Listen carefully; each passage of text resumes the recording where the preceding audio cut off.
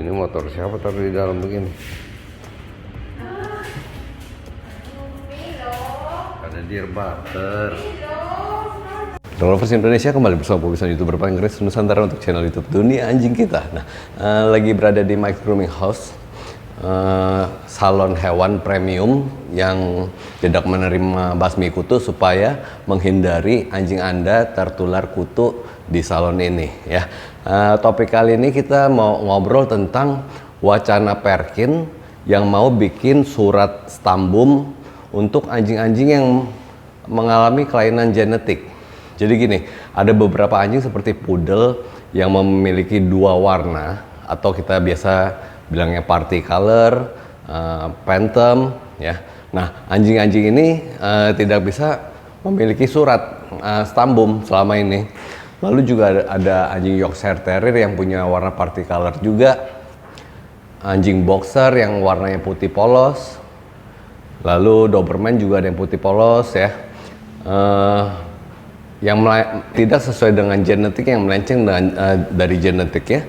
Jadi Perkin tidak mengeluarkan surat. Nah, kemarin lagi ada bocoran dari para pengurus Perkin yang baru rapat bersama Munas ya bilangnya ya. Ya cuman sayang media nggak ada yang diundang. Jadi dapat bocorannya aja. Nah ini ngomong ini bukannya secara resmi ya, hanya sekedar opini pribadi. Ya karena kita susah banget dapat pengurus yang mau diajak ngobrol di vlog, mungkin takut salah ngomong gitu ya.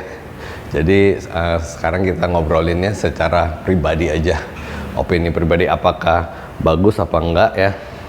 Cuman menurut gua ini pemberian surat ke anjing-anjing yang melenceng dari genetiknya itu boleh-boleh aja, tapi harusnya hanya sekedar diberi stambum. Jadi buat kedepannya, jadi misalnya gini, kita punya anjing silver dan silver, poodle silver dan silver, kawin keluarnya party color, itu biasanya nggak ada surat.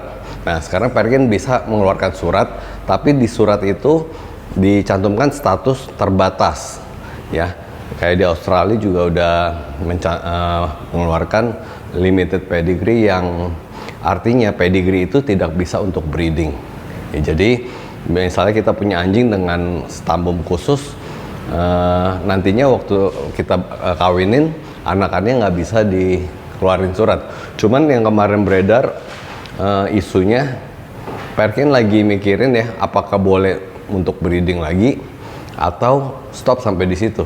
Kalau gua pribadi lebih suka surat itu limited, jadi tidak bisa untuk breeding.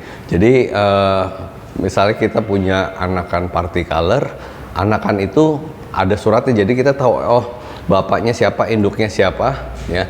Jadi kita tahu kedua orang tuanya supaya tahu mana yang prospek, ya, berpeluang menurunkan anakan yang melenceng dari genetik.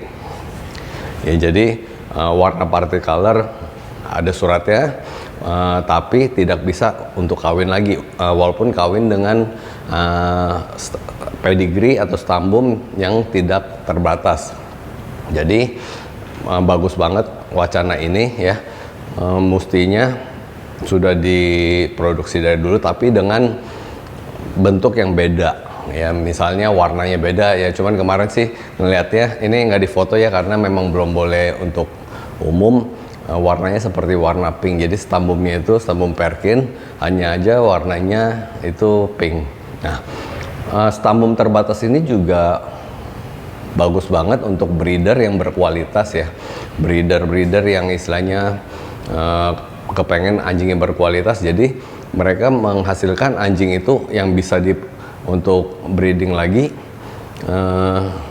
Ada yang tidak bisa untuk breeding lagi. Jadi untuk anjing yang kualitasnya pet, mereka bisa request untuk pedigree yang berstatus khusus atau pedigree yang terbatas. Jadi misalnya ada 5 ekor lahiran, 3 ekor kualitasnya biasa-biasa saja, dan menurut breeder itu anjing ini tidak layak untuk jadi indukan atau untuk di breeding, maka kita bisa request ke Perkin, buat 3 ekor ini minta stambum yang terbatas, yang statusnya terbatas, supaya pada saat dipelihara sama pemilik berikutnya, anjing ini tidak dibreedingkan, tidak dikembangbiakan ya. Jadi hanya yang dikembangbiakan hanya yang berkualitas bagus saja.